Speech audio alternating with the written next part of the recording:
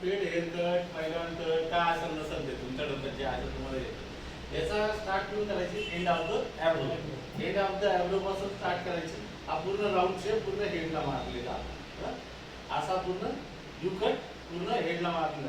ठराविक इंच ठराविक अंतर, हे जे अंतर असेल हे अंतर जवळपास सगळं चालतं. फक्त मागे थोडंसं अंतर जर मोठं ठेवलं तरी चालतं, पण साईडला दोघांचं अंतर, कारण साईडला हा स्पेस कमी असतो, हा स्पेस कमी असतो, इथं स्पेस मोठा असतो, मोठा असतो. त्यामुळे इथं थोडंसं उंच घेतलं तरी चालतं, पण साईडला तुम्हाला स्पेस कमी ठेवावा लागेल. मग तो हा जर कट मारताना आपण काय करणार आहे, हे जे मशीन आहे त्याचा गेअर वर केला आहे, कोणची क्लिप लावली नाही आपण. इकडनं डायरेक्ट ना मॅपिंग करून एवढा पूर्ण यू कट असा मारलेला आहे, कट केलेला आहे. हा कट केलेला आपण, हा कट इथं काढलेला आहे. त्यानंतर ना हा गेअर आपण खाली घेतो, हा गेअर खाली घेतो म्हणजे याचं पातळ जाड वर आलेले दिसतंय का?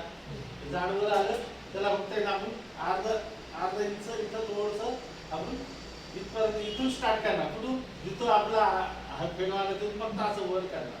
म्हणजे वर मारणार म्हणजे कसं, एरोप्लेन कसं उंच उडी मारतात तसं उंच उडी मारायची, फक्त अर्धा इंच. हातावर कंट्रोल ठेव, तू जेवढं वर जाल तेवढं ते वर वर उचलत जाईल. तर त्यानंतर ना अर्धा नंबरची जी क्लिप घ्यायची, अर्धा नंबरची हवी, अर्धा नंबरची क्लिप. अर्धा नंबरची क्लिप कधी गेअर खाली ठेवून चालत नाही, त्याला गेअर वर ठेवावा लागतो. म्हणजे इथून घ्या ती मला अर्धा इंच एवढीच उचला, एवढीच उचला. आणि त्याच्यानंतर जर तुम्हाला शक्य असेल एक नंबर बरोबर खेळण्यापेक्षा तर हा फ्लॅट फॉर्म येतो. हा फ्लॅट फॉर्म होतो, हा पूर्ण चपटा असतो. याला टेकवायचं कुठं? याला टेकवायचं बरोबर तिथं अर्धा इंच तुमची अर्धा इंच जेव्हा तुमची संपती ना, त्याच याच्यावर याची एक टोक राहिलं पाहिजे.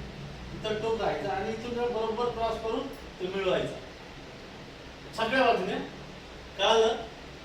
ओके. त्यानंतर मग तुम्हाला ट्रँगल कॉम किंवा त्यानंतर तुम्हाला फिंगर हेअर कट.